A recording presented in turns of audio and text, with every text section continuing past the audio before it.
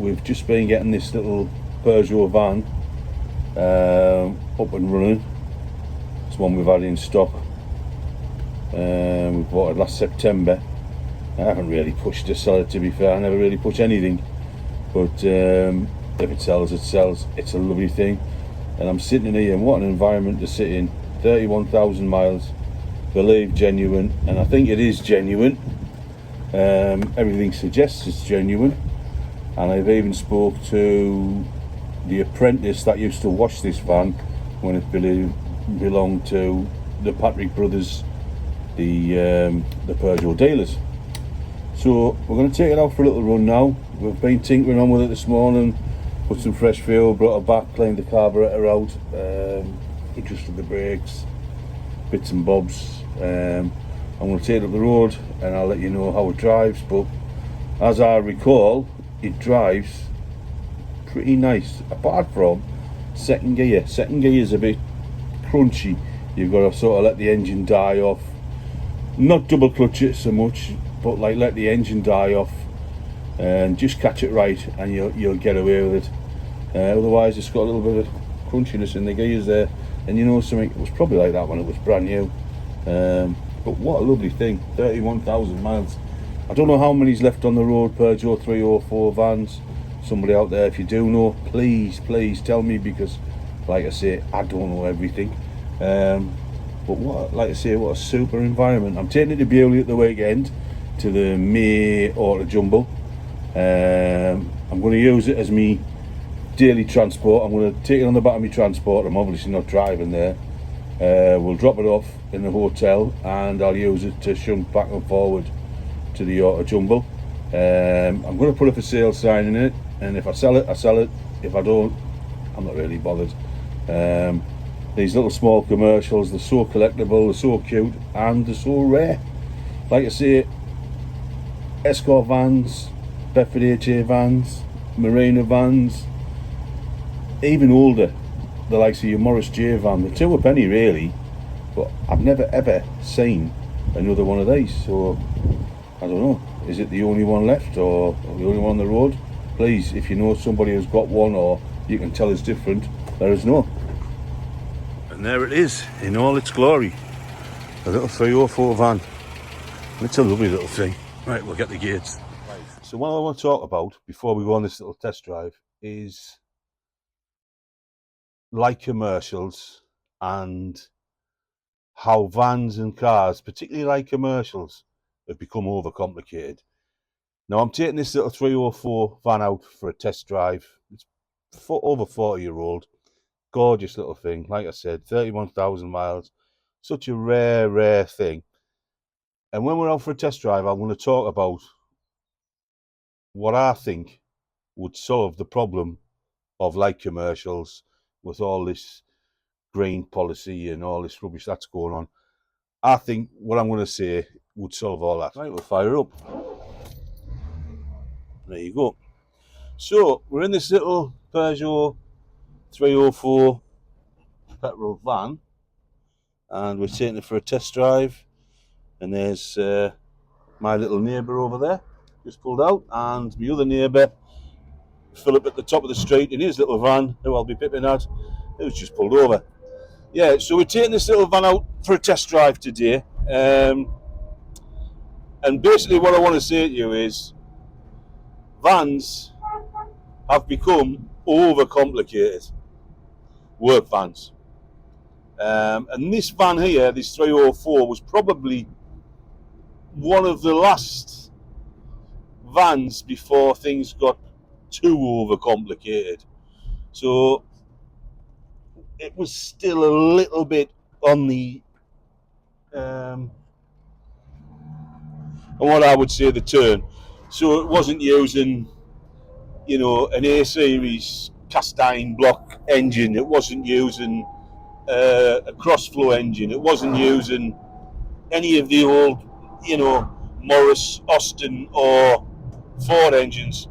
I think this one's an aluminium wetliner engine, so you're pretty much on complicated technology there. But what it is a van that's 40 odd year old and drives as good as a modern van. I'm doing 50 mile an hour, 50 mile an hour, and it's just sitting there on the road. And what more do you need out of a van? The one thing I will say about this van is the gear changes. They were always a little bit vague on these vans, fourth to third, and when I come into second, I can guarantee, unless I can do a little double clutch, I have done it and it hasn't crunched. They don't like that second gear change. But as I remember rightly, the Peugeot 304 cars didn't like it either, and it's the same engine and box. So, modern traffic, not a problem. A little bit slow with the brakes, a bit worry around the corners, but what do you expect from a van that's over 40 years old? Right, me personally, I would make these vans again, but I would simplify them even simpler. I would put, instead of that French wet-lined engine, I would put something like a little 1300 Ford Crossflow or a little 1300 Viva engine, cast iron block, SU carb, and something that you could rebore 4 or 5 times. And after you'd rebored it 4 or 5 times, you could bore it out and put a liner. So to me, the van would have a 0 carbon footprint because you can recycle it. And that's the problem we have with vehicles today. They're not made recyclable. They're made to be thrown away, just like kettles and tellies and toasters. Once over, you would have just, if your Cougar went, you'd have bought yourself a new Element. Everything's made to throw away. So I can't see how it can be as efficient as something that can be made to be reconditioned. What let these vans down, and the whole British van industry, was corrosion. We didn't have the right paint or underbody treatments. Now we have. Now we can use galvanized technology, we can use electroplating, all sorts of different things to stop these vans rusting. And it's amazing that this one hasn't rusted, to be fair, with no treatment. So, how would I do it? Well, what I would do is I would get 50, 60 or 100, whatever small vans, body shell, something like a Mark II, Mark 1 Ford Escort, a Viva van, Marina van. There's my phone ringing. And I would get the body shells all chemically electroplated or whatever, or galvanized. And then I would go to a local council and I would say, look, I'm going to sell you this van. And I'm also going to sell you a spare engine, a spare gearbox, a spare axle, 2 spare doors, spare back doors, a spare diff. And basically, the council will keep those in stock. So after 50, 60,000 miles, when your engine's playing up, instead of all these silly little lights coming on the dash, you go into the depot, they take your engine out in about 2 hours and put your new engine in. The old engine would go away and get reconditioned. And like I say, you could recondition them forever. And then people have said to us, well, them old Crossflows and them old Viva engines, they were only good for 45,000 miles. Yes, they were. When we had oil, that was, the technology was from the early 1900s, where bearing surfaces, that technology, we've moved on now. We've got better technology for bearings, we've got better technology for oils, so we can make those engines last longer just by improving the bearing and the oil lubrication system. So instead of the engine lasting 40,000, it might last 60 or 80. But after that, we won't be throwing it in a bin. We won't be chucking it away. We won't be fitting plastic water pumps. Stuff like that, silly stuff that we do. We overcomplicate everything now. Everything is overcomplicated. This little van only needs to do 50 or 60 mile an hour. It doesn't need to do 100 mile an hour. So why make it do 100 mile an hour? It's crazy. I have these conversations with Mark all the time about how everything's become over complicated, and every time you switch the telly on or you go on the internet, and they're telling you about electric cars, hydrogen cars, and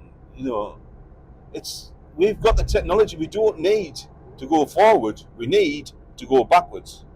We really do. We really need to go backwards and make stuff that we can recondition, because we don't make anything that we can recondition. Everything now was just made to chuck out the window, throw away. I mean, they're making Tesla cars now, these Tesla electric cars, £60,000-70,000. Who can afford a £60,000 or £70,000 car? It's ridiculous.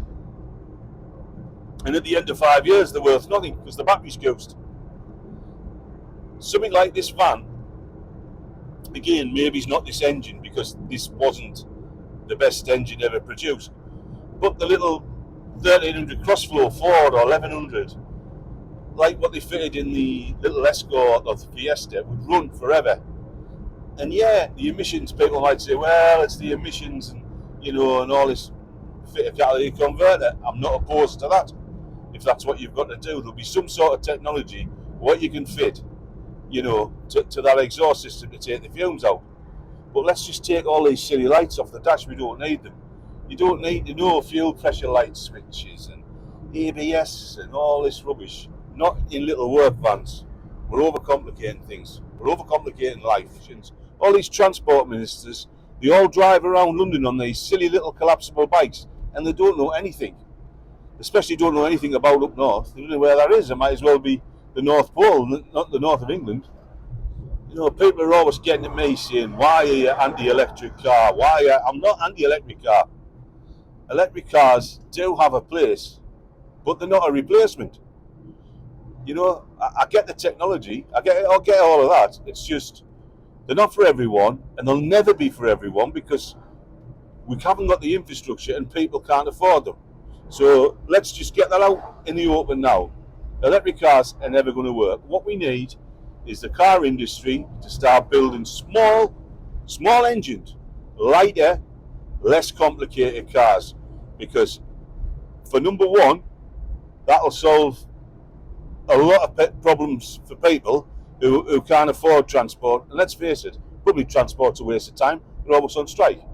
So number two, a nice light small form of transport will stop the roads getting hammered, because the roads are getting hammered to death, because the average weight of your electric car is nearly 2 ton. And number three, let's make everything green. Let's make it not recyclable, reconditionable.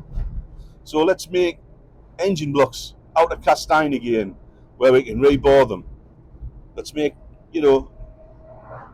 diffs out of cast iron without silly little rings, ABS sensor rings on the axles and all this rubbish. Let's just go back to basics, and I'm sure that is the way to go forward. So going backwards is the way to go forward. So we're in Durham City, and we're going to do the same hill I do with every single car or motorcycle. We're going to drive up Potters Bank, and I'm in second gear now, and it hasn't crunched, which is good. And we'll see how she pulls up here. I know it doesn't look much of a hill, but if you've had 6 pints of Stella and you're walking over here at 11 o'clock at night, I can guarantee you it's a bit of a challenge. And this little van is flying up here in third, and I'm sure I can put it in top, and there you go, top gear, even though it is pretty low geared, like all commercials were low geared back in the day, which is what they should be, meant for pulling, not speed. Right, I think we'll go a bit of a scenic route. We've had enough of this busy roads, so we'll go around the village road. I wonder if any or how many of these modern commercials will be still on the road after 40 years. Your likes of your Peugeot partner, your Citroen Berlingo, your Ford Transit Courier. I wonder how many will be left, because they seem to just have a 10-year lifespan. sort of after 10 years they become uneconomic, and there must be a certain point in a van's life, where enough's enough. Um, and they're just too overcomplicated. Since when would you have to switch a computer into something like this? What would you have to switch a computer in for? You don't need it. You don't need a computer. Your car is a car. It's got four wheels, an engine, a gearbox, and a diff, brakes, and a steering wheel, and it doesn't need to be any more than that. I get the old, the fast sports cars, and I've got them, but the likes of commercial vehicles, they're just overcomplicated, and that's where the government's got it wrong. They've definitely got it wrong. They want to be going backwards, not forwards. The problem is there's a lot of people out there who think that by buying an electric car or an electric van, they're doing their bit, but I can't say how. So I can't say what good they are. Like I say, there is a place for them, but they're not a replacement. And the place for an electric car or an electric van is probably in the town and city. If you live, 20 miles from work, and you want to plug your car in and faff about with that on the night in the winter or whatever, that's fine. You do that. But you shouldn't be telling other people that they have to do it. That's my biggest gripe with them. There's another thing, automatic gearboxes. Automatic gearboxes are brilliant, absolutely fantastic. But what I think is they've turned people into bad drivers. They don't know how to control a car by its engine. So they don't know how to change gear when you're descending a hill or anything like that. And they've done it not just on cars, they've done it on wagons. They teach you in an automatic wagon and you can drive a manual. And that's, I don't know, I think it's silly but so it took the driving skills away. It's as if this country wants everybody to be automated, They're talking about driverless technology, and that's ridiculous. Came along this road in my Opel Manta when we were filming for the Bangers and Cash TV series. John the cameraman says, anywhere around here where it's, like a little bit of country? I said, well, there's one road that I know of, and this is it. It's a bit of a rat run, bit of a shortcut, really. I mean, I keep saying it, and I keep harping on about these old technology. I could drive this van today to London, and people will say to us, oh, well, it'll take you a long time at 50 miles an hour to get to London. Yeah, it probably would. But it would also take us a long time to get to London if I had to charge my car, if I had to stop and wait an hour and a half to charge my car.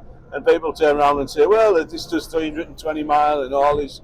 Yeah, it does, with no radio, no wipers, no heater, no nothing like that. So, yeah, you'd probably get to London in the same time. So this van's 40-odd year old. What will we be driving in 40 years' time? Peugeot vans? Escort vans? I don't think so. I know one thing, what we won't be driving old transit courier vans or Peugeot partner vans. We certainly won't be driving them. In fact, I think we'll be lucky if we drive anything, because the way this government's going, like I say, they want to put everybody in a tiny little box. I don't think they want anybody to drive anywhere. I think they just want you to live in the town, work in the town, eat in the town, and not move out of town. That's my personal opinion. And where does that leave me? Well, I'll be dead and gone, so it won't really matter to me.